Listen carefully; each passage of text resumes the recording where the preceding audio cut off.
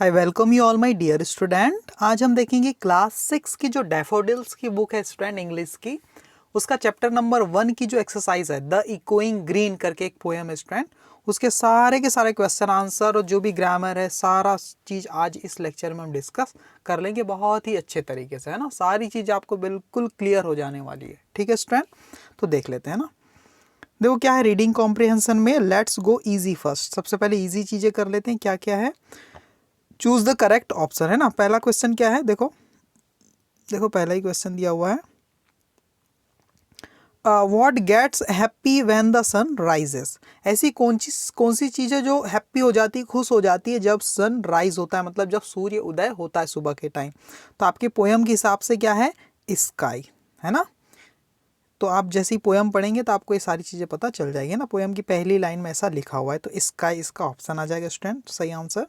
Second क्या है, to welcome home, किसका स्वागत करने के लिए do the merry bells ring, ये मैरी बेल्स बजने लगती है ना। ये हैप्पी हैप्पी जो बेल्स है ये बजने लगती, किसका स्वागत करने के लिए, स्प्रिंग का, ठीक है ना। हु हैड वाइट हेयर, किसके सफ़ेद बाल हैं, जॉन, ओल्ड जॉन लिखा है पोयम में, तो जॉन के वाइट हेयर है, ठीक है स्टूडेंट। आगे देखिए, पोयम से ही सारी चीज़ें आप अगर पढ़ेंगे तो आपसे खुद ही बनने लगेगा, ठीक है। Who is the poet of this poem, poet कौन है स्टूडेंट, विलियम ब्लैक, ठीक है। ट्रू और फॉल्स आपको बताना है ना। Old Michael sits under an oak tree, old John है स्टूडेंट ना, ओल्ड मिकाल नहीं, इसलिए हो गया फॉल्स, ठीक है। Birds sing to the cheerful sound of the children, ये भी फॉल्स है student. Cheerful sound of the bell, है ना, ऐसा है, ठीक है। Old John is sitting alone, नहीं अलोन नहीं, अकेला नहीं बैठा है वो, अपने ही जैसे कुछ लोगों के साथ बैठा हुआ है, अपने ही एज के, है ना। ओल्ड फॉक लिखा हुआ है, फॉक मतलब पीपल, ठीक है। तो ये भी फॉल्स है स्टूडेंट। स्काईलार्क एंड कुको, नहीं स्काईलार्क के साथ कुको करके एक बर्ड नहीं और दूसरी कोई बर्ड है उसका नाम दिया हुआ है ना, are the two birds mention in the poem, ये भी फॉल्स है। तो पूरे ऑप्शन यहाँ पर फॉल्स है स्टूडेंट, ठीक है। अब शॉर्ट आंसर क्वेश्चन डील कर लेते हैं। पहला क्वेश्चन क्या है, देखो, how did the old people enjoy the spring, जो ओल्ड पीपल है पुराने टाइम के, है ना, वो किस तरह से इंजॉय कर रहे थे इस पोएम में, है ना, स्प्रिंग के मौसम को कैसे इंजॉय कर रहे थे। तो आंसर देखो, दे इंजॉयड द स्प्रिंग, वो स्प्रिंग को इंजॉय कर रहे थे इस सीजन को, bye sitting under the oak tree, बैठकर, किसके नीचे, अंडर मतलब नीचे, ओक ट्री जो है ना, उस ओक नाम के ट्री के नीचे बैठकर इसे इंजॉय कर रहे थे। Where did the little children go when the sun sets, जब सन सेट हो जाता है, सूर्य अस्त हो जाता है, तो लिटिल चिल्ड्रन कहाँ चले जाते हैं, छोटे बच्चे, है ना।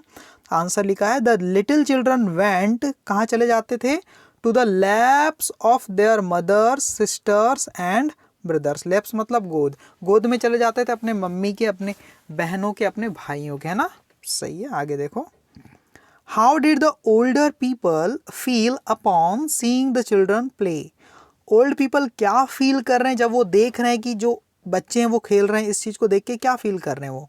आगे देखो, दे थॉट, वे सोच रहे हैं ओल्ड पीपल बच्चों को खेलता हुआ देखकर, they thought that such were the joys, है ना, when they were girls and boys, यही तो आनंद वे भी उठाया करते थे, है ना, जब वो क्या थे, गर्ल और बॉयज़ थे, ठीक है ना। यही जॉयज़ मतलब आनंद वे उठाया करते थे ना, ऐसा वो सोच रहे हैं, ठीक है। उनका बचपना भी इसी टाइप का था। What does the term darkening green denotes, यहाँ डार्कनिंग ग्रीन का क्या मतलब है स्टूडेंट, इसका आंसर देखो, it means the plants and green atmosphere in the absence of the sunlight, है ना।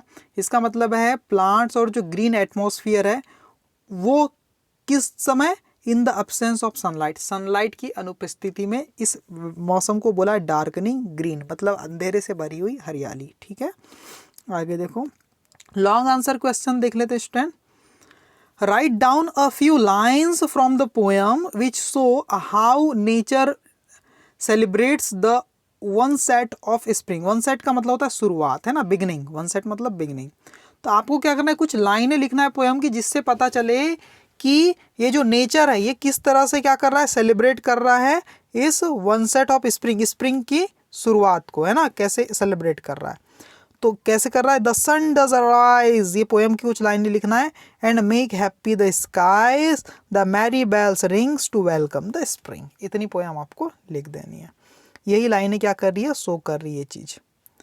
How did old John enjoy his time, old John अपने टाइम को किस तरह से इंजॉय किया करते थे, old John enjoyed his time by playing on the echoing green, मतलब इसी टाइप के हरियाली भरे मौसम में खेलकर वो अपना बचपना बिताते थे, एंजॉय करते थे। ठीक है, explain the phrase make happy the skies, इसका मतलब बताओ। मेक हैप्पी द स्काईज का मतलब ये है, it shows the time when the sun arise and spread the golden light in the nature. ये जो है मेक हैप्पी द स्काईज का मतलब है कि मॉर्निंग का टाइम है और जो सन है ना, उसकी जो मॉर्निंग में जो गोल्डन लाइट है वो क्या कर रही है, नेचर पर स्प्रेड हो रही, पूरे प्रकृति में, अर्थ में। तो उसी एटमॉस्फेयर को यहाँ पर क्या कहा है, मेक हैप्पी द स्काईज। ठीक है ना, आगे देख लेते हैं बच्चों। अगला क्वेश्चन क्या है, compare the contrast echoing green with darkening green. तो इकोइंग ग्रीन और डार्कनिंग ग्रीन में क्या डिफरेंस है वो आपको यहाँ बताना है। कंट्रास्ट का मतलब वही है। तो echoing green means morning time, है ना, when the sun starts spreading the golden light, जब क्या करता है, सन स्टार्ट कर देता है अपने गोल्डन लाइट को स्प्रेड करना, फैलाना। And darkening green means the time of night, और डार्कनिंग ग्रीन का मतलब क्या, रात का समय। ठीक है, तो मैं ऐसा बोलते जा रहा हूँ तो आप लोग ये जो राइटिंग है वो भी समझ पाएंगे। ठीक है, आपको क्या दिया, answer the following question with reference to context, है ना। इस चीज़ को आपको अच्छे से पढ़ लेना है और इसको पढ़ने के बाद आप नीचे के जितने भी क्वेश्चन उसके आंसर दे पाएंगे। देखो, उसे पढ़ने के बाद क्या हुआ रहा है, who is watching the children play on the echoing green, कौन देख रहा था, ओल्ड जॉन, है ना, is watching the children play on the echoing green. Which tree has been mentioned in the given stanza, कौन से ट्री की बात किया, ओक ट्री, है ना, has been mentioned here. What makes the old folk laugh, कौन सी चीज़ें जो पुराने लोगों को हंसा रही है, the children's play makes them laugh, बच्चों का खेल उन्हें हंसा रहा है ना। What do you understand by the line old John with white hair does laugh away care, इस लाइन का क्या मतलब है ना, इसका मतलब क्या है, देखो, the man called old John is laughing without any care of others reactions, है ना, reactions while watching children's play। क्या कर रहे हैं ओल्ड जॉन, क्या कर रहे हैं, जब वो चिल्ड्रंस का प्ले देख रहे हैं, उनका खेल देख रहे हैं, तो बिल्कुल बिना किसी परवाह के वो हंसे जा रहे हैं, लाफ कर रहे हैं ना, दूसरे लोग क्या रिएक्शन देंगे उनके हंसने पर उसकी वो परवाह नहीं कर रही है, इसका मतलब है ना, समझ गए ना। ठीक है, आगे देखो बच्चों, ये है माय वर्ड बैंक, है ना, बिल्डिंग वोकेबलरी में देख लेते हैं। North India is affected by heat, यहाँ पर आएगा wave, heat wave. Heat strike का मतलब होता है बॉडी की गर्मी को बोला जाता है ना, और ये प्रकृति की वेव है, गर्मी है, तो उसको हीट वेव बोलेंगे ना, लू जो चलती है, तो यहाँ पर क्या आ जाएगा, हीट वेव। ठीक है, अगला देख लेते स्टूडेंट, बहुत आसान सी चीज़ें सारी की सारी, यहाँ पर देखो, क्लियर है। ठीक है, क्या बोला, after the storm the skies were slowly, तूफान के बाद स्काई धीरे धीरे क्या होने लगता है, क्लीन होने लगता है ना स्टूडेंट, शाइनिंग नहीं, क्लीन। तो यहाँ पर आएगा क्लियरिंग अप, क्लियर होने लगता है ना, धूल वूल की वजह से जो सब स्काई पूरा खराब हो गया था, आसमान में धूल छा गई, तो वो क्या होता है, क्लियर होने लगता है धीरे धीरे, है ना। A long period without any rain leads to, बहुत ही लंबे समय तक अगर बारिश ना हो तो क्या हो जाता है, ड्राफ्ट। ड्राफ्ट का मतलब होता है यहाँ पर सूखा पड़ जाता है, DROUGH आएगा, है ना। ये वाला ड्राफ्ट का मतलब तो मैप होता है, ड्राइंग होता है, वो नहीं लिखना है आपको, जिस पे टिक लगाया वही आंसर लिखना है। द हाउस वॉज, जो हाउस था वो क्या था भाई, द हाउस वॉज स्ट्रक आएगा, बीटन बाय द लाइटनिंग, यहाँ पर आएगा स्ट्रक, है ना, लाइटनिंग की वजह से क्या हो रहा था, स्ट्रक मतलब चमक रहा था, अफेक्टेड हो रहा था बुरी तरह से, ये मतलब है। ठीक है, बीटन का मतलब तो किसी को मारना होता है फिजिकली, हम लोग जैसे मारते हैं किसी को, वो है। वी वर सोक्ड या सोक्ड इन द रेन, देखो स्पेलिंग अलग अलग है, मीनिंग प्रोनाउंसिएशन लगभग वैसे ही है। तो पहले वाला SOAKED सोक्ड का मतलब होता है बहुत ज़्यादा गीला हो जाना, है ना, और SOCKED का मतलब होता है किसी को जोर से मारना, हिट फोर्सफुली। तो यहाँ पर क्या आएगा स्टूडेंट, पहला वाला सोक्ड आएगा, जिसका मतलब होता है गीला होना। क्यों, क्योंकि यहाँ रेन की बात किया ना, RAIN रेन, तो गीले होने की बात किया। ठीक है, तो ये आएगा। देखो आगे क्या है फिर, coastal India has IDEAL ideal आया, IDLE आइडल आएगा। तो पहला जो IDEAL लिखा है स्टूडेंट, इसका मतलब होता है परफेक्ट। क्या होता है इसका मतलब? परफेक्ट। और दूसरा जो IDLE लिखा है, इस आइडल का मतलब होता है लेज़ी। क्या होता है? लेज़ी। अब मुझे बताओ स्टूडेंट, जो coastal India has, climate lazy नहीं हो सकता ना, वो परफेक्ट हो सकता है ना। तो कोस्टल इंडिया को जो एटमॉस्फेयर है वो कैसा है? IDEAL आइडियल है। तो पहला वाला सही लगाएगा, ठीक है। आई चेक्ड द वेदर, मैंने क्या किया? चेक किया वेदर को, है ना, मौसम को, है ना। फॉरकास्ट फॉर टुमारो, वेदर के साथ हमेशा फॉरकास्ट आता है। वेदर फॉरकास्ट मतलब होता है मौसम की जानकारी, है ना।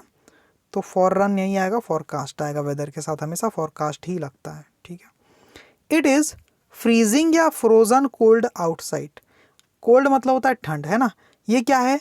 जमा देने वाली ठंड है। आउटसाइड मतलब बाहर के समय। तो जमा देने वाली मतलब क्या आएगा? फ्रीजिंग। और फ्रोजन का मतलब तो खुद ही जमा हुआ होता है, जमी हुई नहीं, जमा देने वाली। इंसान को क्या कर देगी? बाहर निकलेगा तो उसे बिल्कुल बर्फ जैसे जमा देगी, ऐसी ठंड है। इसलिए यहाँ पर क्या आएगा? फ्रीजिंग आएगा स्टूडेंट, ठीक है। 9th देखो, द थंडर या लाइटनिंग वाज लाउड, किसकी आवाज आती है तेज? थंडर की। थंडर मतलब गड़गड़ाहट, है ना। वो क्या थी? बहुत लाउड थी, तेज थी, है ना। और लाइटनिंग की तो साइनिंग होती है स्टूडेंट, है ना, साउंड नहीं। या थंडर का साउंड होता है। We can not play badminton, है ना, badminton as it is very windy. क्या आएगा? विंड। विंड यानी तो हवा होता है ना। विंडी का मतलब होता है तूफानी मौसम को बोला हुआ है ना। टुडे, आज क्या है? बहुत तूफानी मौसम है, इसलिए हम क्या नहीं खेल पाएंगे? बैडमिंटन नहीं खेल पाएंगे। देखो ये बहुत ही काम की चीज़ है। Learning grammar structure and uses. देखो क्या है? एक्टिव वॉइस से चीज़ों को पैसिव वॉइस में लिखना है, ठीक है ना। देखो, रीतू स्वैलोड द चेविंग गम। जो चेविंग गम होता है, च्युइंगम जिसको बोलते हैं, उसने क्या कर दिया? रीतू ने उसे निगल लिया, स्वॉलो कर लिया, है ना।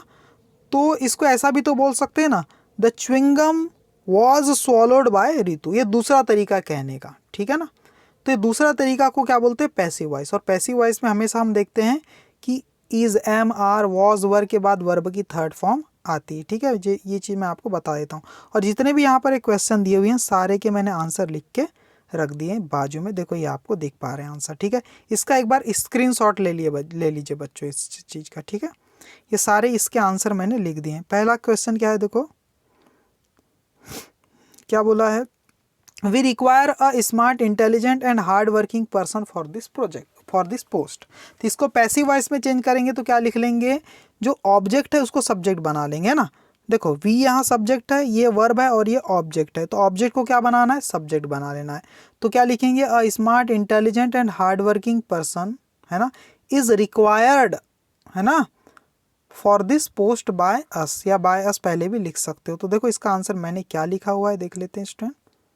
ये देखो, ये लिखा हुआ है ना, अ smart, intelligent and hard working person is required for this post by us. तो इसका आंसर आ जाएगा स्टूडेंट, ठीक है। अगला सवाल क्या है स्टूडेंट? देखो, someone sent Gaurav a scary letter, किसी ने भेज दिया गौरव को एक स्कैरी लेटर, डरा देने वाला, डरावना लेटर भेज दिया। तो इसका पैसिव वॉइस क्या बन जाएगा स्टूडेंट? ये देखिए, a scary letter was sent to Gaurav by someone, ठीक है। तो इसी टाइप से आपको चीज़ों को करनी। तीसरा सवाल क्या है? ही dropped a glass of juice on the new bed sheet, उसने गिरा दिया ग्लास जूस का, है ना, कहाँ पर? न्यू बेड सीट पर। तो हम क्या करेंगे? जो अ ग्लास ऑफ जूस जो है ऑब्जेक्ट, उसको सब्जेक्ट बना के पहले लिख लेंगे, ठीक है। वही किया है तीसरे में। देखो, a glass of juice was dropped on the new bed sheet by him, है ना। तो इसी टाइप से आपको करना है स्टूडेंट, ठीक है। फोर्थ में क्या है? देखो, Amita waters the plants every morning. तो क्या बन जाएगा? The plants are watered every morning by Amita, है ना। देखो, the plants are watered every morning by Amita. ये सारे आंसर मैंने लिख के आपको दे दिए अच्छी तरह से। देखो, वैसे यहाँ पर Leela plays her bills on time pays, है ना। और ये दोनों के आंसर बाजू में लिखे हुए हैं, ठीक है स्टूडेंट। ये चीज़ आप लोग नोट डाउन कर लीजिएगा, ठीक है। और देखो यहाँ पर क्या लिखा हुआ है, ये सेकंड क्वेश्चन है, इसको कर लेते हैं। क्या है बच्चों? Read the following sentence and right A for active voice and P for passive voice in the boxes provided. देखो ये सेंटेंस है, कुछ एक्टिव वॉइस में लिखे हैं, कुछ पैसिव वॉइस में लिखे हुए हैं, ठीक है। जो एक्टिव में होगा उसके सामने ए, जो पैसिव वॉइस में लिखा होगा उसको पी लिखना है। तो समझ लेते हैं एक्टिव वॉइस और पैसिव वॉइस कैसे पहचाना जाता है। ये देखो बच्चों, यहाँ इसे देख के आप पहचान सकते हैं। पैसिव वॉइस का स्ट्रक्चर क्या होता है, कोई सेंटेंस पैसिव वॉइस में है ये कैसे पता हम लगा सकते हैं बच्चों, वो मैं आपको बता देता हूँ। कैसे पता लगाएंगे, देखो अगर आपको दिया हुआ है is, am, are, was, were, will be और सेल बी, ये सब दिया हुआ है और इसके साथ क्या दिया, प्लस का मतलब इसके बाद लिखा होगा third form of main verb. जैसे गो की थर्ड फॉर्म क्या होती है, गॉन, है ना, GONE, गो वेंट गॉन होता है ना, तो गॉन थर्ड फॉर्म हो गई। ईट, एट, ईटन, ईटन क्या है, ये थर्ड फॉर्म हो गई, है ना, सही बात है। तो इस टाइप की जो भी वर्ब की थर्ड फॉर्म है वो लिखी होगी अगर इन सब वर्ड्स के साथ, तो वो सेंटेंस क्या होगा आपका, पैसिव वॉइस का सेंटेंस होगा। किसके साथ, is, am, are, was, were, will be, shall be के साथ अगर आपको वर्ब की थर्ड फॉर्म दिख जाए, इसका मतलब क्या, पैसिव वॉइस का सेंटेंस है। तो उसके सामने पी लिखेंगे, बाकी सबके सामने ए लिख देंगे, ठीक है। तो वही मैं करने वाला हूँ। देखो यहाँ पर, देखो क्या है, देखो यहाँ इज लिखा हुआ है, इज के साथ मेड लिखा हुआ है। मेक की थर्ड फॉर्म है कि नहीं, मेक, मेड, मेड, है ना, ये तो पहली फॉर्म है। तो is, am, are, was, were, will be, shall be के साथ वर्ब की थर्ड फॉर्म है, तो ये क्या है, पैसिव वॉइस है। तो ये भी पहले में क्या लिखेंगे, हम पी लिखेंगे। पहले में क्या लिखेंगे स्टूडेंट, पी, ये पैसिव वॉइस में, ठीक है। दूसरा देख लेते हैं, द प्रिजोनर्स वर, देखो वर लिखा है, वर्ब की वॉज के साथ वर भी आ गया। वर के साथ देखो वर्ब की थर्ड फॉर्म है, देखो ईडी लगा हुआ है ना, थर्ड फॉर्म है, तो ये भी किस में स्टूडेंट, पैसिव वॉइस में ही है। दोनों क्या है, पैसिव पैसिव हो गए स्टूडेंट, ठीक है। तीसरा क्या है, a batch of coconut cookies is being baked, is being baked, देखो देखो यहाँ पर देख लो फिर से, इज लिखा हुआ है ना, और इसके बाद मैंने थर्ड फॉर्म बोला था, तुरंत बाद भले ही ना हो लेकिन एक स्टेप बाद भी देखो बेक्ड थर्ड फॉर्म लिखी हुई है, सही है। तो ये भी आपका पैसिव वॉइस में ही है, ठीक है। ईशान विल सबमिट, देखो विल के बाद बी आना चाहिए और विल बी के साथ वर्ब की थर्ड फॉर्म आना चाहिए, यहाँ ऐसा नहीं है, तो ये आपका एक्टिव वॉइस में है। फोर्थ वाला एक्टिव वॉइस में student, first second third passive है, फोर्थ वाला एक्टिव है। फिफ्थ वाला देख लेते हैं, Nakul has done an excellent job, यहाँ पर देखो हैज़ लिखा हुआ है, is, am, are, was, were, will be तो लिखा ही नहीं है, तो ये भी आपका क्या स्टूडेंट, एक्टिव ही है ना। तो आपका ये जो दोनों के दोनों जो है फोर्थ और फिफ्थ एक्टिव है और वन से थर्ड तक पैसिव है। अब सिक्स वाला देख लेते हैं क्या है, द प्रिंसिपल अनाउंस्ड, ये भी आपका क्या है, द, देखो is, am, are, was, were, will be कुछ भी नहीं है, तो ये भी आपका एक्टिव वॉइस ही है, पैसिव नहीं है।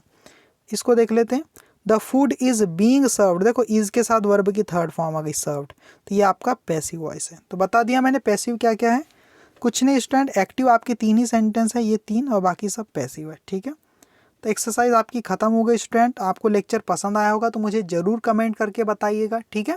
इस एक्टिव पैसिव को बहुत अच्छे से समझेंगे जब मैं ग्रामर की सीरीज़ बेसिक से बिल्कुल स्टार्ट करूँगा, है ना। अभी आप इसी तरह से समझ लीजिए। Thank you very much student, okay, bye bye.